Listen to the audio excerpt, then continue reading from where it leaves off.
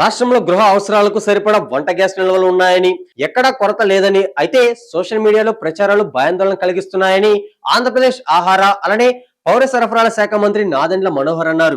Gas కొరతపై సామాజిక మాధ్యమాల్లో వస్తున్న అపోహలను నమ్మవద్దని, భయాందోళనలకు గురి కావద్దని ప్రజలకు విజ్ఞప్తి చేశారు. నిన్న కానూరులోని సివిల్ సప్లైస్ భవన్ లో ఆయన మీడియాతో మాట్లాడారు. సోషల్ మీడియాలో కొందరు సృష్టిస్తున్న వదంతుల వల్లే ప్రజలు ఆందోళనకు గురై అధికంగా సిలిండర్లు బుక్ చేసుకుంటున్నారని మంత్రి తెలిపారు. దీని వల్లే కృత్రిమ కొరత ఏర్పడుతుందన్నారు. గత వారం రోజుల్లోనే ఇలాంటి బుకింగ్స్ పెరిగాయని, సెప్టెంబర్ 14న 5.04 లక్షలుగా ఉన్న బుకింగ్స్ ఇప్పుడు 2.96 లక్షలకు తగ్గాయని వివరించారు. రాష్ట్రంలో ఐఓసీఎల్, బీపీసీఎల్, హెచ్పీసీఎల్ కంపెనీలు నిరంతరాయంగా గ్యాస్ సరఫరా చేస్తున్నాయని చెప్పారు.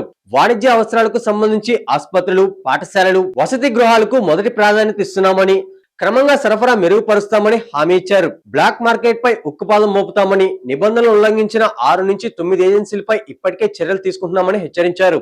మోసాలకు తావు లేకుండా 100% ఓటీపీ ఆధారిత డెలివరీ విధానాన్ని అమలు చేస్తున్నామన్నారు. పట్టణ ప్రాంతాల్లో పైప్ నేచురల్ గ్యాస్ అంటే పిఎన్జి వాడకాన్ని ప్రోత్సహించేందుకు సోమవారంలోగా కొత్త పాలసీ సిద్ధం చేయాలని ముఖ్యమంత్రి ఆదేశించారని తెలిపారు. ప్రజల ఇబ్బందులను దృష్టిలో ఉంచుకొని త్వరలోనే రాష్ట్రంలోని కిరోసిన్ సరఫరాను పునఃప్రారంభిస్తామని మంత్రి ప్రకటించారు. ముందుగా ఏజెన్సీ గ్రామీణ ప్రాంతాల్లో పంపిణీ చేయనున్నట్లు వెల్లడించారు. జిల్లా స్థాయిలో జాయింట్ కలెక్టర్ల పరిస్థితిని నిరంతరం సమీక్షిస్తున్నారని నాదెండ్ల మనోహర్ తెలిపారు.